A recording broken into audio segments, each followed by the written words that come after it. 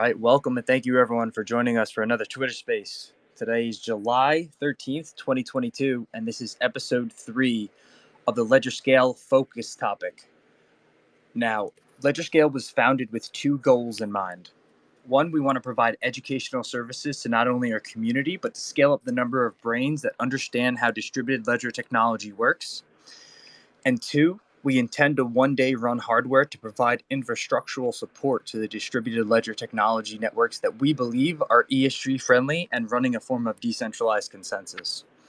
We host these spaces Monday, Tuesday, Thursday, and Friday starting at 3:30 Eastern Standard Time. And on Wednesday, we host a 5 to 6 Eastern Standard Time space. If you could just give us a follow on Twitter and retweet the space whenever you give it a listen, if it's in the future, just helps bring more attention to everything we are trying to do. And today's topic that we're going to be speaking about, and if anybody has any questions, please feel free to come up. We're going to be doing the basics of like wallets, custody, exchanges, why you should have a hot wallet, why you should have a cold wallet, the ins and outs of all of it.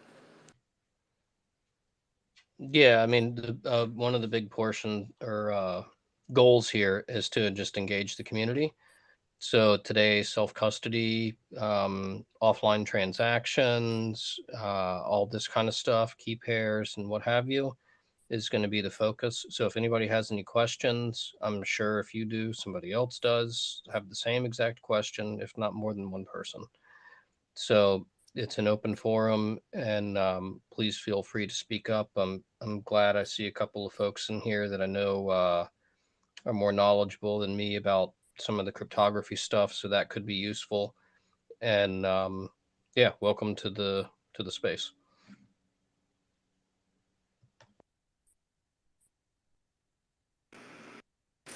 So I think the best way to start this is not your keys, not your crypto, right? And so this is like that term that I think a lot of people hear coming into the space, but it doesn't impact them. It doesn't hit them until they've actually realized the impact of like what that really means to them, right? Like why not my keys, not my crypto?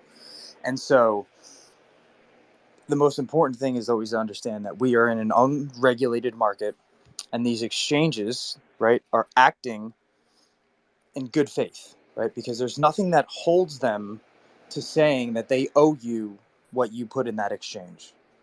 And we've seen this unfortunately happen countless times already and continue to today, where exchanges just close down shop and that's it. Everybody who unfortunately had done business with them loses out on everything. And so this is where the importance of self-custody, whether it's in a hot wallet, which would be something that is a wallet that stores your crypto or your tokens safely, but in a device that's connected to the internet, or you have a cold wallet, which stores your crypto in a device or tokens in a device, access to tokens, I should actually say, in a device that's not connected to the internet. So a much safer form, but also a little bit more bulky and a pain in the butt to deal with if you need to access your tokens quickly. Yeah, I mean that's totally correct. In some sense, I would think of some wallet, unless you're running it on an offline device. You know, maybe you have like a spare phone that's not connected to the internet and never has been. I guess you could port some over there, but some's kind of like a hot wallet. Uh, your offline wallets are, I mean, personally, I've used a Raspberry Pi, and actually, didn't I tweet that? Let me share this if anybody wants to use it. There's an old wallet. It's a browser wallet, but you got to turn your Raspberry Pi into like a server, and then you can like run this browser software. Hang on one second. But yeah, so what you end up doing is you sign, or at least what I do is you sign the transaction offline, and then you got to make sure you set everything up right. So there's a little bit of paying attention there. But then what happens is after you sign the transaction, you get like a transaction blob, and then you take the transaction blob and put it on like a it's an air gapped machine, right? So like put it on like a USB or something, and then you take that USB over to your like online computer, and you submit the blob to the transaction blob to the net to the like the live network, right? And then the live network will process the transaction, and there you go, transaction done. But in that situation, you're not using a hot wallet. Um, you're not exposing your key to any device that's connected to the internet. Um, hang on, I'll share this real quick. Uh, and I'm not necessarily suggesting this wallet. I think in Death, I think you know a little more about the hardware wallets than I do, but I'm not. The hardware wallets are good as well. I have a problem as I've recently kind of started learning that some of these hardware wallets don't allow you to get access to your secret key or your full key pair. I guess we should probably explain. Death, you want to explain what a key pair is, Yeah, or and first I'd like to say like, um, what is the use case of a wallet, right? And so, it's easy to say, okay, my tokens are over here, my tokens are in this wallet, but to know that tokens never actually leave the blockchain, I think is a very important aspect behind wallets. good point. Yeah, what you get when you have a wallet is basically just a cryptographically created combination that says to the blockchain, this is my stake and this is what I own of the tokens on the blockchain. So as much as your wallet shows an amount of tokens that you own, it's really just showing you like a liability to the blockchain of the tokens you own. Almost in like, you could think of it like when you hold the dollar, it's like a liability of the Fed. When you hold a token, it's almost like a liability of the blockchain itself, right? And so I think it's always important to remember that that is why we hold wallets, is because we want to cryptographically protect the actual ownership of the tokens on the said blockchain that we want to hold the tokens of. And so I think, Carmen, what you had said before was the difference between having what they would consider like a master key or a private key and the specific seed key, right? Which is created individually per each blockchain. And so it really comes down to like the wallet maker themselves, the software that they want to build and provide.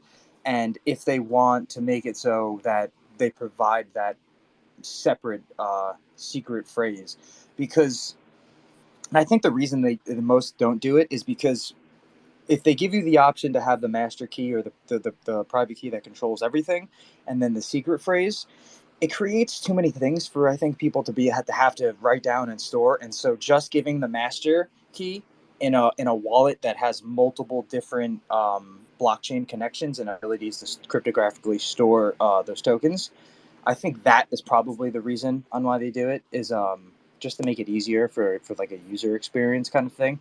But I do agree that I think it should be provided, and I have been in multiple instances myself already where if I had the secret phrase, I would have been able to import a wallet much easier into another wallet rather than what I had to do because I could not import the wallets because they weren't compatible. And this also comes down to I think oh, Scams isn't in here right now, but we were talking about it the other day, the compatibility between wallets. So depending on the type of mnemonic phrase that the wallet sets up, it actually can or cannot be compatible with other wallets. Like this is something Zum has actually, where you know how we set like a numerical mnemonic phrase when you make a wallet on Zum. Well, I don't know any other wallets that use a numerical mnemonic phrase, so there's no way to just import your Zum wallet into something else. So and that's why you would have that 12-word master key seed phrase, right? So um, I think there's reasons for it. I think there's a good reason why they don't give it to everybody, because it's just too much to worry about. But it could be nice in some instances. I understand, Karma. Yeah, give me a second. I'm gonna put up a thing here about You're good. the the elliptical curve, and maybe Yvette or some other folks that are They were just a talking. little more I technical was in. can. Tony has his hand up. Yeah, Tony, go ahead, man. I'm gonna try and get Gene in here also. Hey guys, Yvette, Karma, Death. Quick question. So, well, first I wanted to just say the space is not being recorded. I don't know if you guys that was on purpose or not, because it's usually Nope, recorded. that's definitely not on purpose. But after it's recorded anyway, I'm just gonna click the record button. It lets you save it afterwards, so just pretend like it's recording. Okay, cool. Yeah. All right. My question was: are you guys concerned about how a lot of regulators around the world, especially in Europe, are not very friendly about self custody? I have some concern about that. I've been watching it. And it comes with a lot of that, like sovereign rights, right? And unfortunately, a lot of places in the world, people don't have that right to be able to hold a lot of value themselves, and so it's unfortunate. And I think it's very overreaching of government, especially in like our day and age, and first world countries like in America and China is just right. We could clearly see, for example, what they're doing over there.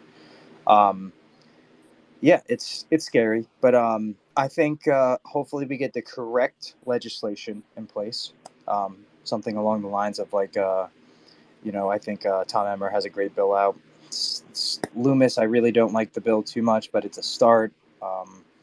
Yeah, but we have to get the correct legislation in because there's just that's not, in my opinion, it's not going to fly if they try and take away self custody from everybody.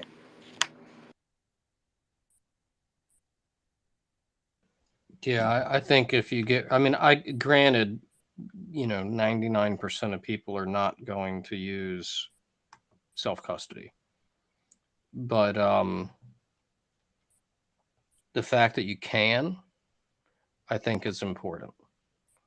Uh, the fact that you don't, that's up to you. Fine, right? Um,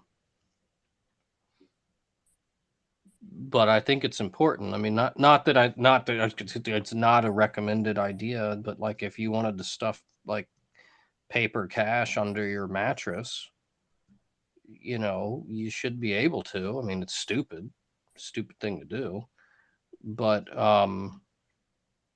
it's kind of like that in a sense. I mean, it's a little obviously different, but you should be able to possess your value, in my opinion.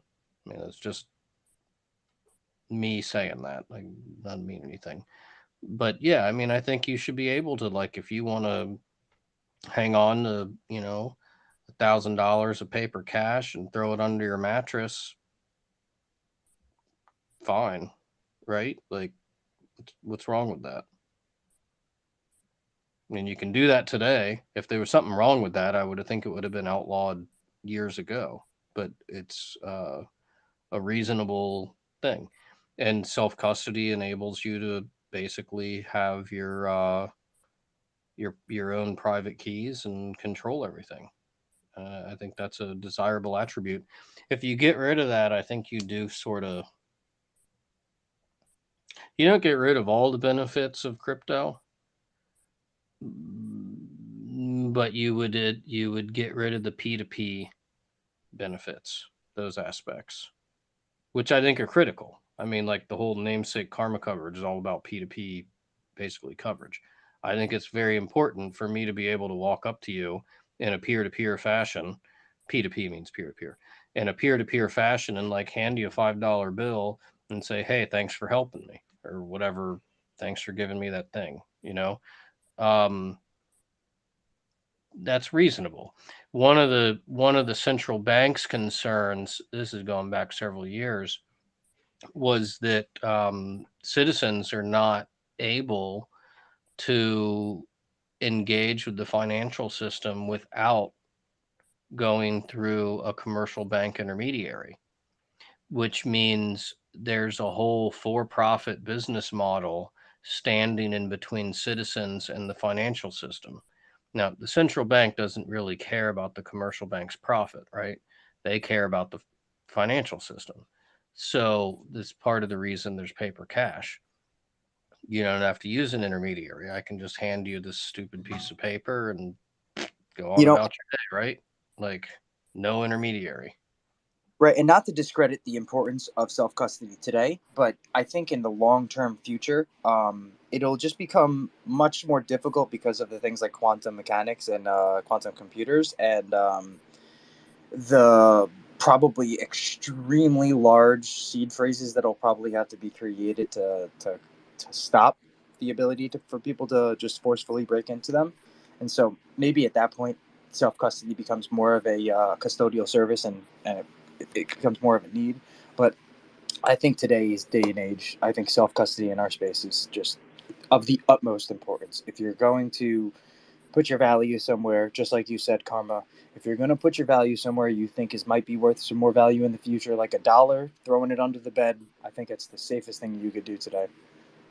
I have to agree with Karma with regards to his comment as far as the banks as an intermediary, as far as custodial issues come about.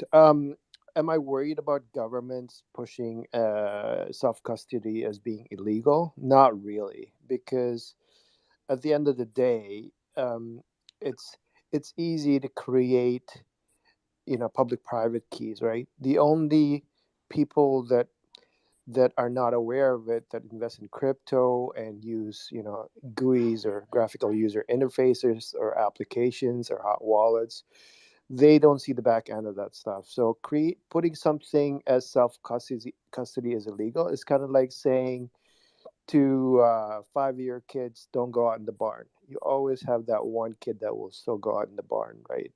And that's how I see this playing out if the government says that self custody is illegal, because you still have that faction that is somewhat computer literate and can get to Linux and can get to the protocols that they choose to and create private public keys. It's not hard. It's just coding, right? You're not going to have that GUI, but it's doable. It's nothing that they can stop at this point. It's like government saying, we can stop it. They can stop the bleeding with regards to the bleed out of the custodial banks. Obviously, as Karma said, these guys are going to make money if you custody your assets on these custodial banks accordingly and act as an intermediary. And a lot of that money will filter out to those because not a lot of people do it, but it's practically impossible for them to stop self custody at this point. Yeah, and OC, you had your hand up, man. Go ahead. Thank you for waiting. And Egyptian, you can go right after. Yeah, I'm wondering if you guys can outline some of the risks that comes with, not being having self custody of your Well, coins, and maybe we can provide some examples of what has actually happened.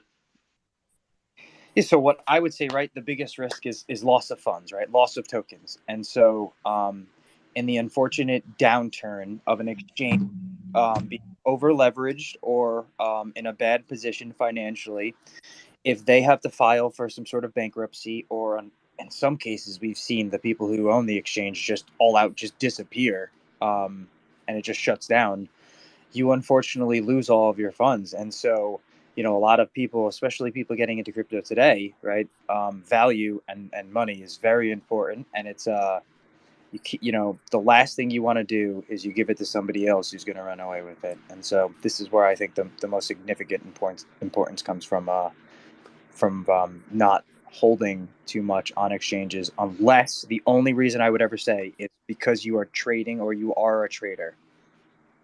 Karma, go ahead though. You are unmuted. Sorry. No, you're all good, man. I just shared up. I wish is Gene. Is he not in here? No, Scam is keeping him busy on the other room.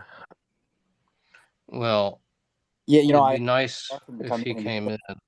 He said he was going to join, but I guess Please don't bring a scam with him. Please. well, not. Yeah, I got a headache. I had to leave that place, man. He was talking too much. Please, Yeah, I agree with you, Rose. I'm on my third aspirin right now. Yeah, I give it to him, and I couldn't. I don't want to give it to him again. Okay. Well, so Karma, what they're talking about in the other room is exactly what you just posted up. It's about the elliptical curve difference. Yeah. Okay. So, question for you guys. So, outside of our bubble, because we are all interested in crypto, do you think normal people would be interested in self custody? They would be. I I think would. so. They would be too scared because of the whole They, losing their funds. Exactly. Yeah. yeah, I still think, I mean, at least where I live, you got a lot of like, I don't know, how do I say this politely? Good old boys that are like, man, government's bad, all this stuff, right? Stay out of my pocket, right? Like all this kind of talk. And for the record, I don't really think government's bad, but bad things happen. But anyway, we're better off with government than without it. So the idea that you can control your funds, right? And like why should I be able? Okay, like I've literally got a $5 bill sitting here on my desk, right? Like I could go hand this to somebody, and I don't know, they can give me a lollipop or something. And that's reasonable, right? Like no bank, no fees. This is the problem the central banks have, is by forcing people to go through commercial banks. Those commercial banks are for profit, right? There's fees. There's fractional reserve, there's leverage creation, there's a whole host of issues. So the idea that I can just hand you this piece of paper and we're settled up and there's no intermediary, there's no fees, it doesn't cost, well, it cost me having to be physically in your presence because otherwise, like, I can't hand you the thing. I used to make a joke about that. About putting money in the CD tray and being like, hey, I emailed it to you. Did you get it? But it was just to kind of drive home this point. Outside of the cost of me being in your physical presence, like I can just pay you with cash. And self custody is the equivalent of that. I mean, self custody, especially if it's CBDC, is effectively the same thing as cash. I don't think it's not exactly the same because I think CBDC will probably be distributed through intermediaries. So now we're reintroducing the same problem I just said was a problem, right? But I don't know. It's a Karma, it's But a but see when that you have big amounts of money, do you really want to self custody this? Because uh, you still get some safety with banks and stuff like that. Like I'm talking like it's let's say my insured. mom. Yeah, go ahead. It's insured. Yeah, it's With the bank, insured. it'll be insured. Like that. That's a perfect example, Karma. You have $5, but what happens if you lose those $5? well, what happens if I lose my paper wallet? They're both just pieces of paper. But it's only five Right, dollar. but if Like, you have it, right, but if you have it in a bank, it's insured. and it's also you don't keep like $250,000 in your house. Am I right? It's kind of like you get scared. Is that correct? Uh, it's the same thing. Like let's say if I have $250,000 in my custody wallet and something bad happened and I couldn't, the fears that I couldn't actually get it back. That's kind of scary thing. Am I right? No, I mean I keep things in different physical locations. So But like again, if my house burned down, and I lost a wallet, fine. I've got yeah. a But again, backup. you're talking about me and you. You know what I mean? I'm talking about like let's say my mom, my grandma, or it's people who's not really sophisticated. You know, because that's what we want to reach to. We want to reach actually to people, normal people, not us. We're not normal. But We're crazy. Yeah, and there's a NYC point. just brought up a good point. He just messaged me. He's listening right now. But so the FDIC only insures, remember, a certain amount, of which I believe is what, 250,000. Per That's Yeah, why it's I said 250. yeah. That's why I said 250. Yep. Well, but that's per account. So you could have like a TD and a Chase and multiple bank different accounts, and all of them. Okay. Yeah, but if you think about it, right? I mean, that's where a lot of the money is made, right? With regards to the insurance and so forth, right? There's an insurance premium for them, for you to that's indirectly pulled from your account to maintain those insurance, right? If I had a choice between self custody versus enterprise grade custody, I still would prefer self custody, because what does enterprise grade custody really mean? I mean, they put your assets in cold storage. They may have that device buried in Iron Mountain somewhere, right? Where there's no internet. That's great and dandy, but the inconvenience of that whole process, and there's still significant risk to that. I think by me holding it in a cabin where there's no Wi-Fi, right, in a safe cabin, it sort of equates to that. But I still have full control of my assets. So if it's either CBDCs in play, unless I'm putting it for an interest bearing sort of loan and using it to generate income, I have no qualms about it that self custody is still going to be the way moving forward with any of my assets, because I would treat all these digital assets as mine versus a non third party holding it for safekeeping. Ghost, but okay, you're talking about yourself, okay? And again, I'm not talking about us, not us, because we are like kind of sophisticated compared to normal people, And Costa, you got your hand up, man, for raising your hand. Yeah, cool. I was just going to tell Egyptian, like, yes, today we may be described as, pretty adept at this stuff, but we all began with zero knowledge of it, right? And I know when I came in early, right, self custody was, just how I was exposed and how I was kind of influenced. So it's definitely stuck with me. It's like one of the primary things that I keep with my crypto kind of experience, right? So you have to always consider like what the demographics of people are, and there's always a diverse range of people.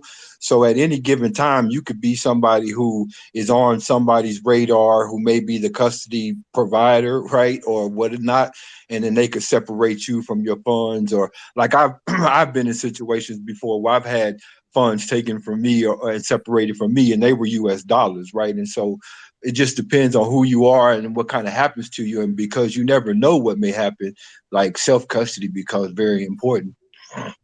Those are great points, Kashka. And it's also a learning curve, right, Egyptian? We're sort of in this phase that we're just in the initial stages of this. I mean, I look back as to when my son, who's 10, 12, 10, a couple years ago, he set up his own some wallet, maybe a year and a half ago, right? And I told him this is what you need to do with your numeric seed phrase, right? And he pretty much got it. I mean, it's not that people don't want to learn. Once people start to realize the advantages of having self custody, I think, and that learning curve starts to get, at least people start to realize how easy it is. People will, people may start at a hot wallet, right? You don't have to go jump into a cold wallet. You can do a hot wallet that provides a numeric phrase and so forth, and as long as that's a wallet that's fairly solid and had been in the industry. I mean, I look at Gorda as an example. Gorda is a great wallet. Nobody uses it, right? But it gives you a hash based on your wallet accordingly. You can save that hash accordingly, write it down, and then Gore doesn't have access to those funds because it's a hot wallet. Even though it's connected to the internet, they don't have us access to the seed phrases that came out, and so you can transact within that wallet without it being in cold storage. That could be a start for a lot of people that are learning to do this stuff without having to spend 60-70 bucks on a ledger, right? So those things will come. It's just that we're not on that stage yet. But I think I think people will that's start to what realize that there's an Yeah, advantage to it. and Ghost, you bring up a good topic. Some of the things we should talk about too are the different offers of wallets that exist today and some of those features and functions that they offer.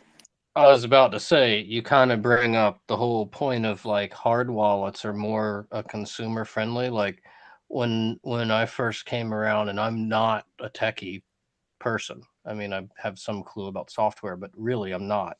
Um, but the only way to do anything was to manage your own key pair. I mean, there was no like exchange. I mean, they were starting. I guess there was Mount Gox, but that didn't turn out very well. But yeah, you just had to, like, if you were going to participate and like play with this stuff, then you had to do self custody. now I think I basically look at a lot of these hardware wallets as consumer. Oh, what do you call it? Like when you make it easy for the user, right? Like, but even people think the hardware wallets are hard, and I'm like, dude, you got to be kidding me. But that's a fact, karma. That's a fact. Like you say, you gotta be kidding me. It's because you have certain type of knowledge. There is people that has no knowledge, and that's not a joke. It's a. Yeah, I've been to Egypt. I've been to different places where people. It would be really challenging for them to use these wallets. Uh, Egyptian, I would just ask you this, because I'm going to give this my own experience, right? I think I get more anxiety sometimes making an actual transaction than I do with having a problem of managing my key pairs, right? And so I think sometimes that would be more where I would see a friction point than just the management of the keys, right? Because we've all had like privacy issues to where we know how to keep things private and safe, right? Ultimately, that's what those key pairs are. They're not technical in nature. But when you go down to making a net transaction, I would say even me still sometimes I get a little anxious in making the transaction because you're like, okay, is this the right address? Did I get one character wrong? Da, da, da. And so to me, I think that's more of Thank you. a There we go. That's right. right apprehension than just how to manage the keys, right? Because I think that part is pretty simple. So what are some of the wallets that you guys particularly like to use in cold storage? And then maybe we could talk about some hot wallets also. I use the Ledger Nano mostly. Yeah. Ledger and decent. Ledger, decent, Tezos. Everybody said great suggestions. And I always feel like I'm the odd man out because the wallet that I favor most is called the BC Vault. You have to be different. Yes, you have to. Always a little bit different, Yeah, right? I know. Oddly enough, I'm Zoom Tangent. Yeah, and so as a hot wallet goes, but a cold wallet, it's like a hot wallet and a cold wallet. That's also like this combination, I would almost call it, where you have the capability of being a hot wallet, but it has cold wallet protectivity. I think what Zum has designed is just beautiful. Yeah, Zum has done a very good job. And so if I had to give though any word of advice though when purchasing a cold wallet from any of the companies is always, if you can, use an email that you don't normally use. If you have to make it for them, don't use your first name, don't use your last name, don't use any passwords or any identification to you, because we've seen this with Ledger, right? Not the wallet itself. Wallet itself is structured and secure, but their systems themselves getting hacked, the company, and releasing personal information, which unfortunately it's just as dangerous as, in my opinion, as the seed phrase being out there, is people knowing that you hold the wallet or the seed phrase, because people still know where to target. Does Well, anybody that's a use good point, and I'd actually like to bring Gene up, and I Yep, don't he's up want here. to necessarily change the subject, but it's a good point because, like, when you sign a transaction offline, okay, your signature and your key pair is never exposed to a machine or a computer. This is a cold wallet, right? That's never been exposed to the internet. And so then you sign the transaction, you generate the transaction blob, you have an intermediary. I use a USB chip or a USB thingamajigger. You run that over to the online computer and submit the transaction. So your secret's never actually exposed to a physical device that's ever connected to the internet. There's also multi-sig. We could get into that, although that's not exactly the topic today, but it kind of plays in. But yeah, I think it's important. And so, like, a cold wallet is essentially what I just described, where you signing transactions offline, a machine that has never been connected to the internet ever, versus a hot wallet is like a wallet you can and actually there's a couple of projects I've well, I hope I helped them out. where, they didn't know you can do like a cold, warm, and hot wallet, and kind of ratchet up the exposure of each, 1, 2, 3, cold, warm, hot. Ratchet up the this came up in a conversation the other day, the exposure to the internet, which, like, obviously you can't hack a piece of paper, right? Like, being a great hacker, but you ain't getting a piece of paper. So that would be like your cold wallet. Your hot wallet would be, I guess you could probably consider some like a bit of a warm wallet / hot wallet. I'd probably go more on the warm side because it's still self custody. And then your hot wallet would be like, I don't know, something at an exchange. Like, I've got an exchange that's been giving me a hassle here for a week on moving money around. Like, you know, that's annoying, but whatever. I also had So, yeah. a couple messages of wallets that I've never heard of. Well, one was the EliPal Titan, which is a wallet that I wanted to check out, but unfortunately was not able to check out because it would not ship to my state, which is weird. And another one was one that I've never heard of before. I just looked it up. It's called the Keystone Pro, which their website is actually. Yeah, that's the one I was just about to mention. So that one is pretty interesting. They pride themselves on saying they're the most secured wallet, which is, Well, they are air gapped, and they have all the things going on. One of the reasons why they use. Go Sorry, ahead. go ahead. No, I was just gonna say they use QR code transmissions. Yeah, I like that too, and that's one of. Well, that's your air gap. Yeah, and so that's one of the things also that that wallet, the BC Vault, actually offers is it's either QR code, QR code or a SD card, either or way for security. There's just this one thing that has to do with the electromagnetic frequencies, which was actually the reason that I went with this device, and I'm actually just trying to look it up real quick because I want to say it wrong. But there's a different I guess electromagnetic frequencies that they use to preserve the information inside of the device itself, and so it depends on how long the device is going to last for. And so I forgot the exact term. Actually, you know what, Gene, you might even know it off the top of your head, but I'm not sure. You're talking about Keystone? No, this one would be the BC Vault. Are you talking about the secure element chip? I don't know why I can't find it on their website yet. It's I don't know. That seemed a little bit more advanced than I would know terminology wise. Let's see. I would just like to add that for anybody who does want to get a hardware wallet, I personally recommend that you get it directly from the manufacturer. Yeah, I Oh, have to yeah, agree with that's that. a good point. Because you don't know what some reseller's going to do. Yes. That's a very good point. Always buy directly from the website. Never trust an Amazon or a third party. Yeah, I personally wouldn't. Well, I mean, I have a few, but I bought a couple from Amazon, and I checked with Ledger. I emailed them and I wanted to say or ask them if the seller was authorized. So Ledger themselves are the ones that actually sell it directly from Amazon.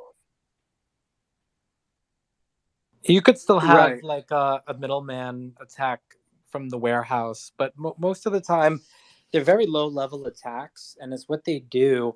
Well, they're wrapped. They wouldn't be able to. In the Amazon warehouses, they don't have the equipment to wrap it how it comes. Oh, they could re-shrink wrap it. I mean, like, these attacks exist. That's why I'm just trying to let you know about them. Like, re-shrink wrapping something is easy. And the most low-level attack that they do is they put another card in the box that says, like, these are your seed words. And they actually even put something in front of it where you have to scratch it off to make it seem like it's this big secret and, like, nobody knows. And they explain to you, like, these are your seed words that are going to keep your Bitcoin secure and stuff. But the card was put in there by the man in the middle actor, right? And they know the seed words that are behind the scratchy paint, and they put it in the box and re-shrink wrapped it. So when it goes to users, they unexpectedly, use that device that's loaded loaded with those seed words already, which it shouldn't be. A ledger should generate them, through its pseudo number random generator when you start it up, and then it has those seed words already loaded into it, and you may even use those on different devices. And when you put cryptocurrency into them, there's other computers scanning the blockchains that it supports to see if something came in, and they have the private keys to it and send it back out. So it's one of the most low level attacks that happens with a man in the middle vendor attack, like coming to Amazon in their warehouse. Oh my God, it is you. I just got out of that room. You're in here now. Hi, Scam. How are you doing? He's in every XRP space. I think they kicked him out of the other room. Then he's like, okay, I'll just join this one. No, they didn't kick me out. They started talking about robotic masturbation, and I have to be honest, like I had nothing to add. How does this Stop lying. They kicked you out, man. I would have kicked you out, man. No. Hey, Gene, I see you up in here. So up top, I posted the elliptical curve, and I'm pretty sure I don't really understand the stuff. I know you know it better than I do. But isn't basically a key pair like you take a straight line and draw it through the elliptical curve, and like where it intersects the curve, one side's the public key, one side's the private key, or something like that? Is that how that works? Or So the elliptic curve, like the digital signature portion of it, is what spits out the actual keys. Should be the private and public key. And if I'm not mistaken, that's like 32-bit keys or 32-bit hexadecimal keys. That's from what I'm thinking. But like from a graphical point of view, it's 32 I bytes. thought 32 bytes. There we go. My bad. Go ahead. Well, I'm not worried about the bytes, but from a graphical point of view, isn't the key pair a straight line, or am I off? It's like you draw a line, that intersects two different points on the elliptical curve, and then I don't know how you know which one is which, but I think that's how it works. Like, what's the point of the elliptical curve? If you know, I don't know. I mean, this is well over my head, so I certainly don't know. The point of the elliptic curve is just to make sure like the digital signatures that are being spit out aren't being spoofed. In short, like I'm trying to make it as like simple as possible to understand, because digital signatures are like those private and public keys. Like if the algorithms that are being used are like that encryption method is being used is weak, then it's easy to kind of manipulate it in a sense. But if you make it a bit harder to manipulate with an elliptic curve, that was the point of the elliptic curve, to make the probability harder, like to make it exponentially harder for you to be able to find the probability of those keys. Yes, you're close, Karma. They do draw a line. There's something called the generation point, which everyone knows. And then there's another point which is randomly generated, and then it's a tangent to the line on a certain point, and the tangent can't actually be reverse engineered. So it's called the one-way function. So when you provide a signature with your public key, they can actually cryptographically verify that signature was produced with the public key through the mathematics, but they can't actually, with the private key, but they can't actually figure out what the private key was, because there's such a large number set on the graph. There's no way to reverse engineer the function. So that's how people basically prove ownership of an asset without actually exposing what their private secret is, and why you can use an account over and over again and prove you're in control of it and move it without exposing the private key, in the account. So it is a line. I just want to ask everybody if you could give a retweet to the space, just to bring more awareness, more people in here, and so we could get these topics and information out to everybody in the community, because this has been a great chat so far. Kasha, thank you very much for raising your hand, man. Go ahead. Yeah, I just wanted to ask some people who may have been in the space for a while, like, any of y'all get a sense that, like, with the efforts to improve some of this stuff and make it easier, they actually created more problems than really needed to be necessary, right? Because I remember in the old days, like, we were conscious of this security. So, they had open source, programs that had already been thoroughly vetted. We would download those programs to an offline system, right? Generate our public and private keys from there, right? So that they were never exposed online. And then even as something as simple as like the old Toast wallet, right? I would, if I needed to make a transaction, right, I would get the transaction code from, one device, and then I would have like an old cell phone that had no cell service, no internet, no Wi-Fi, nothing like that, right? And then when it asked me to sign the transaction, I would do it with the offline device, get that code, pop it back to the other device. And it was like real simple in those days. To me, it seems like they complicated it more than they did from way back 5 years ago. Well, I have let me try and address that. I have two different sayings, and I kind of made up one of them, but the other one, the more things change, the more they say that stay the same. Right? I didn't make that up, obviously. Um, I have another one about risk almost never disappears; it just changes form or form factor. So think of self custody as like cash, right? If your house burns down, guess what's going to happen to your hardware device, your paper cash, your paper wallet? Goodbye, right? So the fact that the form factor of the risk changed from, hey, I'm going to lose a bunch of money if my house burns down and all these paper thingamajiggers burn up, to, hey, my house is going to burn down and this little hardware device is going to melt. What's the difference? I mean, there is differences. There's certainly differences. But in terms of analyzing or like assessing the risk, it's kind of similar. Now, the difference is with that hardware device, as long as your house doesn't burn down, in which case you're screwed either which way. Um, as long as your house doesn't burn down, you can use the hardware device to kind of, I guess, like a warm wallet. It's not really a cold wallet. I mean, they sell them as cold wallets. I don't know if I fully buy that, but I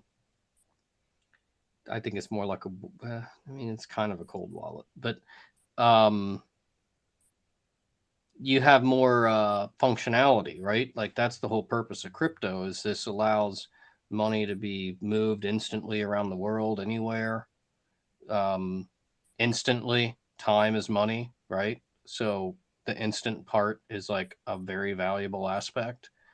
Um, the whole purpose of this chat is self custody. I think maintaining that is very important.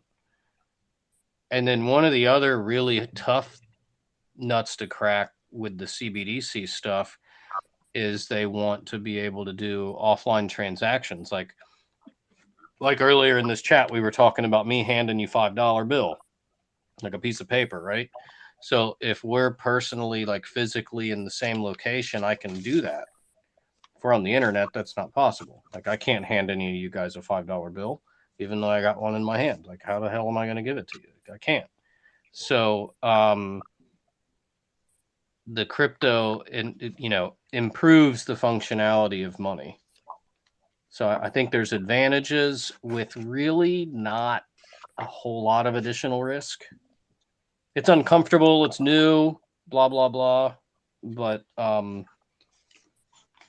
yeah, I mean, you get extra benefits. You don't really take an extraordinary amount of extra risk, so that's a good deal.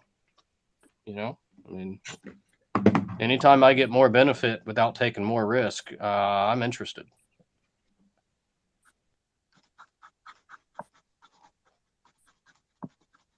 I mean, I think to answer your question, Kashta, there has been some advancements, and we talked about this the other day, and I know, Karma, you're not in favor of it, but I actually like the advancement of seed words, because seed words are actually your master private key, but encoded into words that are more easy for a human to record, right?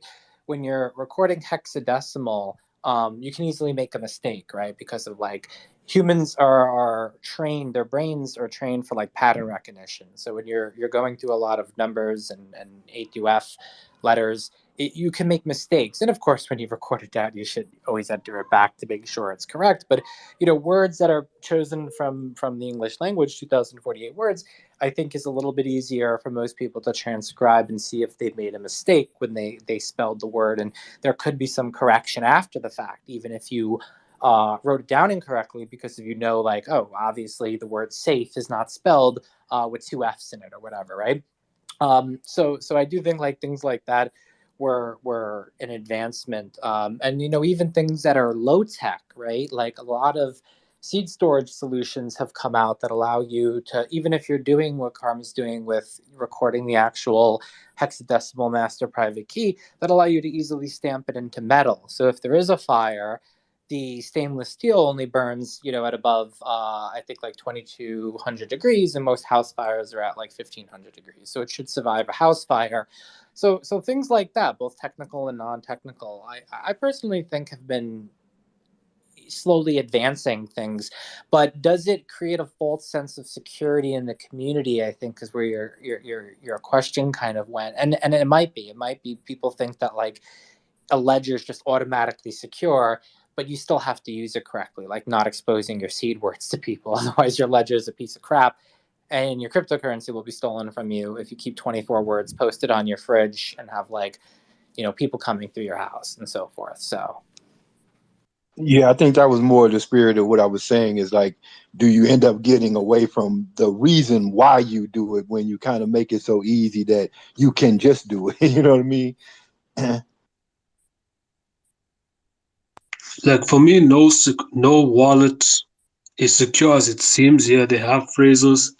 I've seen a video with a guy with a Trezor wallet, and like what that Ranger's talking about, electrics and frequencies. I saw I saw a guy take out the capacitors of the device and then over voltage it.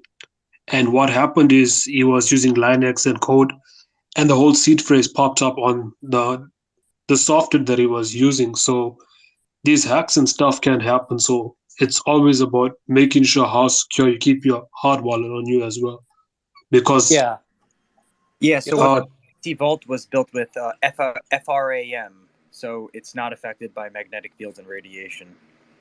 Well, the reason you could do that with a Trezor is because it doesn't use a secure element. You can't do that to a secure element chip, and things like Ledger and other devices use a secure element chip. So it's actually relatively easy to do that to a Trezor and get the seed words out with very low tech. So, but most wallets, cold wallets, have a secure element in it. So if you use a Trezor, anybody, just know that that's a weakness, and one way to combat it is using a passphrase, because that's not stored on the device, and then the person wouldn't have the passphrase, and it would still secure your funds because it's a different wallet. So I got one thing to say. The Keystone wallet has EAL plus 5 That's secured secure element. element, yeah. Okay, but they say that your private keys never leave the keystone. And the secured element generates a true random number for your private keys. And they also are open source. Tony, are we talking about us or are we talking about normal people, guys? Because what you're saying is No, yeah, you're right. 100% yeah, Egyptian. Like your 90-year-old grandma is not going to be able to set yeah. this up. So I mean, it's harder to convince the older generation to do this. Like for me, the best thing it can happen is like for me, for normal people, okay, not like I'm talking about normal people now. For normal people is like the best thing that happen is like Apple Wallet or Android. I don't know what is Android, what do they use, Android Wallet or something like that, and they can keep their whatever their coins on it or CBDC or whatever, something that it's super easy that they can use without complication, without knowing the ledger nano and the phrases and the seeds, because that's us. That's not Dude, normal people. Also, when it gets to that point, Egyptian. just be Yeah. signed up an app from some sort of custodial service, and it'll be them. Sorry, Carmen. No, sorry. So I'm sorry to interrupt, man. It was kind of rude, but the tech industry has been chasing this market for well over 20 years, long before Bitcoin ever existed. So the Apple Wallet, the Google Wallet, all of them and they've already got Interledger Protocol integrated with all the browsers.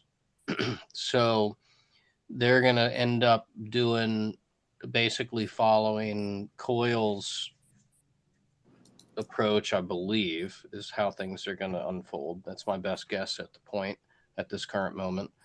And yeah, they want to have, I mean, think of some stupid app on your phone is just like a browser extension, which is all Coil is. And they want to own that fucking market, man. And by the way, we're at our 10-minute mark, so we got about 10 more minutes. If anybody else wants to speak up, please speak up. If we're making this base for talking about like what the self custody for people in crypto, then whatever you guys talking is correct. But if we're talking for adoption for more people, No, then it'll be some app. It'll be some app. It'll be Apple Pay or Google Pay or, you know, Bank of America Pay or, yeah. I also want to mention, because I don't think we've touched on it, but when it comes to seed phrases, there are certain products that you can purchase that have been tested, for fire. They're able to withstand a house fire, flood. One of these is a Billfodl. You just pretty much put the four letters of each word. Which you only need the first four letters of the word of each of the 24 words in order to generate the key. But the one that I'm really interested in that I just saw come into the market is the Hodler Swiss. They have, from what I've seen and from what their marketing states, the smallest and most durable backup seed phrase. It's literally just one disk, and it correlates each seed word into the I forgot that one pamphlet that correlates it to the number of the word. But it's the cheapest one I've seen in the market, and it seems pretty cool. But yeah, I know we haven't touched on backing up the seed phrases themselves versus just having them on a piece of paper. Yeah, that's important. And by the way, just so everybody knows, like at least certainly none of us are with ledgerscale like experts in this stuff. So none of this is financial advice. You know, I hate to say it's cliche, but like do your own research. But I will still encourage everybody to, you know, figure out some form of self custody and make sure that you own what you own. I mean, Death kind of started the whole chat off with not your keys, not your crypto. And I know that's cliche too, but it's kind of also like there's an element of truth to that. I have a question. Wolf of God, Yeah. you had your hand up here for a bit, and then we'll go to Kashta. Yeah, and then X. Thank you, man, for being patient. Yes, hello guys, and thanks for having me up. I'm just wondering, what is the difference between a 12-word wallet and a 24-word, if there's any huge differences at all? So the other than obviously a 24-word being harder to brute force into than a 12-word would be, which I don't think there's much concern of that right now today. It would really come down to being able to import it into their other wallets, right? So if you have a wallet that gives you a 24-word seed phrase, and you want to import that into a wallet that only has the option for a 12-word seed phrase, well, you're in trouble because you're not going to be able to import it anywhere. So I think it becomes very important for a lot of the wallets to have be on the same page in that sense. But really, it's just a more seed phrase.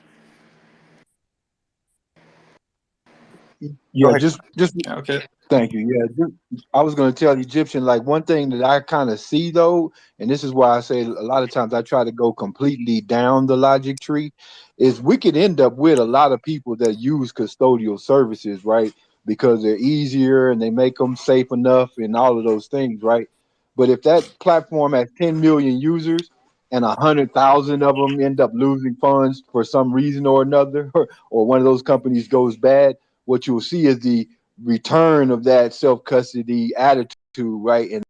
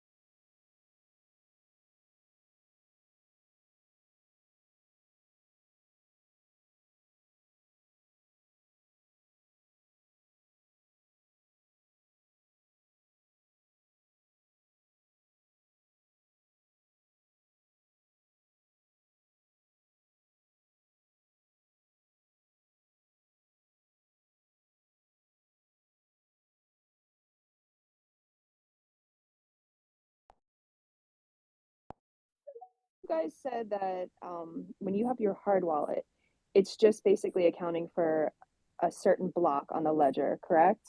So a wallet is just a cryptographically created combination that holds the rights or the authenticity that you own the tokens on the blockchain. So it has nothing to do with a block being created or anything like that. Okay, so I'm kind of absent-minded sometimes and I lose my keys. So if I bought 2 nanos, would there be a way to double copy Yeah. my wallet? There So is. the way it works is when you buy a new Nano, you can either generate a new key or you can import a set of keys. So you would just import that current set of keys that you have, and then you got 2 hardware wallets accessing the same account.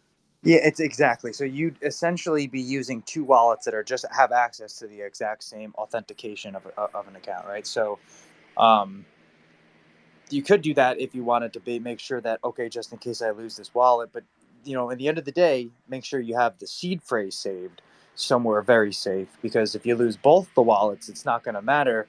If you buy a third one, you're still going to need that seed phrase to re-import into a new wallet. So if you're worried about loss, make sure you have the seed phrase somewhere safe. And that also brings up another way to do storage that we didn't touch on at all before we close. And then I'll let you. Well, what about leaving that in a will, like having that double copy? Yeah. But the thing is so when you make a wallet, right? You know how you got that 24 to 12 to 24 words, right? That is what gains access to your wallet. And so if anybody were to gain access to those 12 words and they went and bought their own wallet, honestly, you don't even have to buy a wallet. They could just put it into a hot wallet on their phone. They gain access to your wallets. So that 12 to 24 word seed phrase is like the gateway, right? It's the cryptographically created code that prevents or protects access to your account, which basically represents your holdings or share of the Yeah, network. If you're gonna leave it in a will, shellfish, my advice is to just generate a new key, because then it becomes a simpler process, at least also from a legal perspective. That if your son has this specific key phrase and your daughter or other son has another one, it makes it easier in that sense. Because if your son or your daughter or whatever or their siblings have an argument down the line, having that specific key attached to all the assets could spell some difficulties down the line that you don't foresee. But by separating them accordingly, it just makes it simpler from a legal and access point of perspective. And so That's a good point. And then, but Shellfish, think of it like think of your secret key. It's basically a password in essence, right? I mean, you want to keep it safe. You can't change it. Well, actually, you can on XRP Ledger or Ledger. On some of the other networks, you can't change it, which I think is a additional security vulnerability. But yeah, think of it as the password. So, and like if you for want me, to oh, sorry, go ahead. go ahead. No, go ahead. I was gonna say for me, like I keep my key pairs. I have various copies in various physical locations. So, Exactly. And so if you want to do that where you keep those words safe somewhere safe and you want to leave it in a whale shellfish, I would say titanium seed phrase, right? So it's basically just a titanium sheet of metal. You can get an engraver. You can engrave the 12 to 24 word seed phrase onto that. And I think that's a great thing to give to a lawyer if you want to keep that. Keystone has that, I think. That's awesome if it comes with it. And X, if you want, go ahead, man, ask the last question and we'll close up the space. Yeah, like what do you think will happen to self custody maybe in the next 5 or 6 years when the BCI kicks in?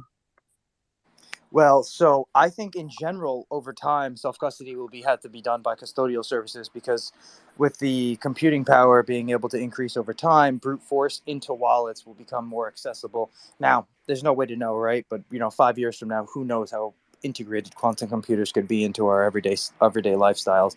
And so it just makes more sense that if these strings of characters are going to have to be like hundreds of characters long, possibly to prevent an attack or to guarantee no attack, a custodial service is going to probably handle that. But I want to just thank everybody today who came, asked questions, everybody who came up. I mean, we wouldn't be doing these spaces if everybody in the community didn't find them valuable. I have been loving the energy in here over the last couple of days, so I really do thank everybody. And if you could just retweet these spaces, give us a follow the at ledgerscale account on Twitter. We're trying to get over 1,000 followers, and give us a subscribe on YouTube. Love you all. Yeah, we appreciate everybody joining and the participation. Gene, appreciate you jumping up specifically. Just to answer your question, Carmen, not to interrupt you. I'm sorry, not to interrupt you. No, but you're good. on the graph itself, I had to like take a look at it. That's why I didn't want to answer the question as much, because I had to actually look at that where it's curve graph to actually. So the actual like the algorithm itself is the curve, but when you look at the actual graph itself, like for instance, where you see those 2 points going like up the Yeah. y-axis and down the other y-axis, that's Yeah. that's you increasing, the key size of your private key. So the public key is the curve itself. The private key is the actual, like those 2 points and the max size of it over. You increasing the max size is the private key. So on that picture, the public key would be like on the left side of the x-axis, and the secret key would be on the right side. Am I hearing you right? In a sense, yes. Interesting. Because the whole thing itself, so the curvature itself, so that digital signature algorithm is the public key. The private key is up to you. Like the way they did it, they increased the max size of it. It was like almost, it's hard to understand, and it's like hard to articulate in a way. Well, I promise you, it's over my head. So there's that. We really knowledgeable guys in here. I really do thank everybody, and like Karma said, Gene, I really do thank you for coming to the space. Yeah, I appreciate everybody that joins these. I mean, there's a lot of folks in here. I know some stuff, but there's a bunch of people that know a lot more than I do in certain areas, and it's wonderful. So that's definitely a big part of these spaces. And I don't know. Yeah, but so I think we're about at wrap up time. Death, did you have something else? I mean, if you want to donate to us, there's a thing on the Twitter thing at the top. Death, you got anything else or? No, that's it. I really just thank everybody for coming out, and we will see you guys tomorrow.